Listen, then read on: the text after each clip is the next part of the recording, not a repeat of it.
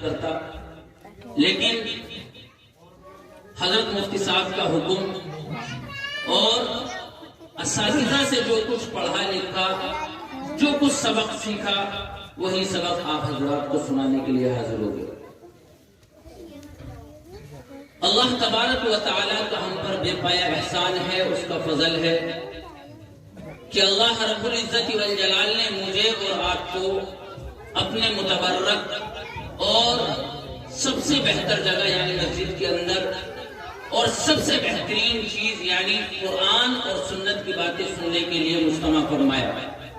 اور مزید کرم اللہ کا ہم پر یہ ہے کہ رب ذوالجلال نے ہم سب کو جہاں بے شمار نعمتوں سے مالا مال کیا ہے، اللہ تبارک و تعالی نے قرآن کریم کے اندر ارشاد فرمایا وَإِن تَعُدُّوا نِعْمَةَ اللَّهِ لَا تُحْصُوهَا، کہ اگر تم میری نعمتوں کو گننا چاہو، شمار کرنا چاہو، کیلکولیشن کرنا چاہو، تمہارے پاس وہ چیزیں نہیں ہیں، وہ اسباب اور ذرائع نہیں ہیں کہ تم میری نعمتوں کو شمار کر سکو، میری نعمتوں کا احاطہ اور احصاء کر سکو۔ وہ تمہارے پاس دماغ نہیں ہے، وہ مشینریاں تمہارے پاس نہیں ہیں۔ اتنی نعمتیں اللہ کی ہمارے اور آپ کے اوپر شب و روز مستقل رہتی ہیں۔ مثال کے طور پر اللہ نے مجھے اور آپ کو چلنے کے لیے 2 پیر دیے ہیں۔ یہ اتنی بڑی نعمت ہے، اتنی بڑی نعمت ہے، اتنی بڑی نعمت ہے کہ ہمیں جب تک انسان کے پاس کوئی نعمت موجود رہتی ہے تب تک اس کی وہ ناشکری کرتا رہتا ہے۔ اس کی قدر و منزلت اس کے ذہن و دماغ کے اندر، دل کے اندر اس وقت موجود آتی ہے، اس وقت اسے احساس ہوتا ہے جب اللہ تعالیٰ اس سے اس نعمت کو چھین لیتا ہے۔ اس نعمت کا اندازہ صحیح معنی کے اندر وہ انسان بتا سکتا ہے جس کو اللہ تعالیٰ نے اس نعمت سے محروم رکھا ہے۔ اللہ نے مجھے اور آپ کو یہ 2 ہاتھ دیے ہیں جن سے ہم چیزوں کو پکڑتے ہیں، چھوتے ہیں، ایک چیز کو دوسری چیز سے ملاتے ہیں، ایک چیز کو دوسری جگہ منتقل کرتے ہیں۔ اس نعمت کا اندازہ بھی وہی آدمی بتا سکتا ہے صحیح معنی کے اندر جس کو اللہ نے ان چیزوں سے محروم رکھا ہے۔ اللہ نے مجھے اور آپ کو 2 آنکھیں دی ہیں جن سے ہم دور کا بھی دیکھتے ہیں، پاس کا بھی دیکھتے ہیں، چیزوں کی کلر اور اس کی ویرائٹی کو پہچانتے ہیں۔ اس نعمت کا اندازہ وہ بندہ بتا سکتا ہے جس کو اللہ نے بینائی سے محروم رکھا ہے۔ اسی طریقے سے بے شمار نعمتیں اللہ کی شب و روز ہمارے اور آپ کے اوپر رہتی ہیں۔ اس دنیا کے اندر ہمیں اللہ نے بھیجا، سب سے بڑا کرم، سب سے بڑا احسان۔ یوں تو اللہ نے بے شمار مخلوقات پیدا فرمائی، لیکن حضرت انسان تو وہ چیز ہے کہ اللہ نے تجھ کو اشرف المخلوقات بنایا۔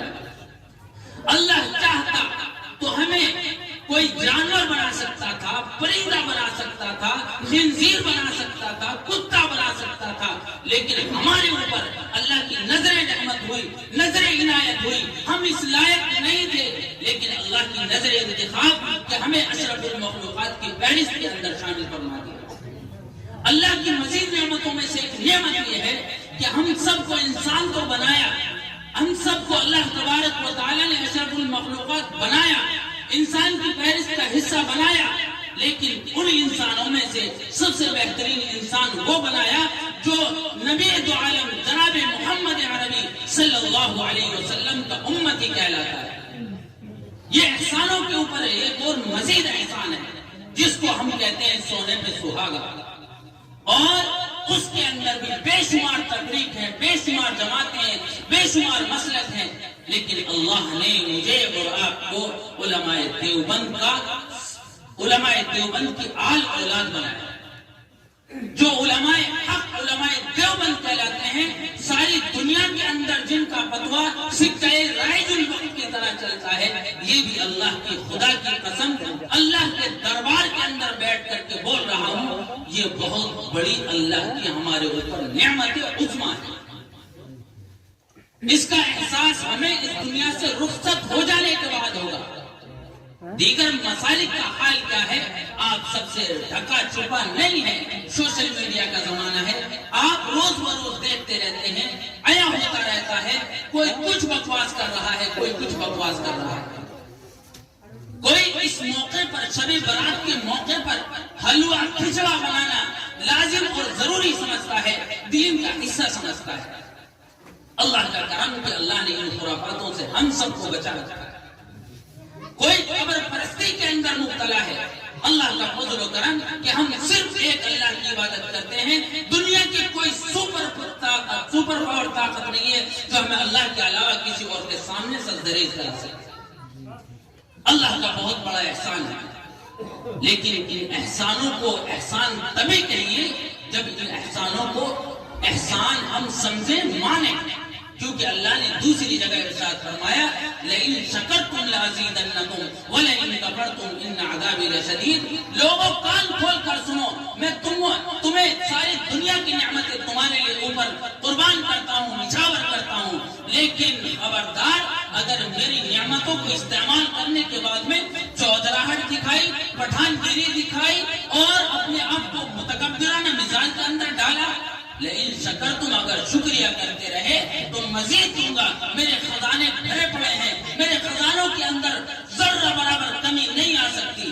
لیکن تمہارا قرض لینے کے بعد یہ ہے آپ کو کہنا اللہ تیرا شکر ہے تو نے مجھے مال عطا کیا اور وہ بھی حلال عطا کیا، اللہ تیرا شکر ہے تو نے مجھے معذور اور مجبور نہیں بنایا، تو نے مجھے ہاتھ پیر سے معذور نہیں بنایا، تو نے مجھے بینائی عطا فرمائی، تو نے مجھے اسلام کے ساتھ واپس بھی عطا فرمائی، اللہ تیرا شکر ہے۔ صرف لینے کے بعد میں ہمیں یہ الفاظ کہنے ہیں اور دل کے یقین کے ساتھ کہنے ہیں اور اللہ کے احسان کو احسان سمجھتے ہوئے کہنے ہیں۔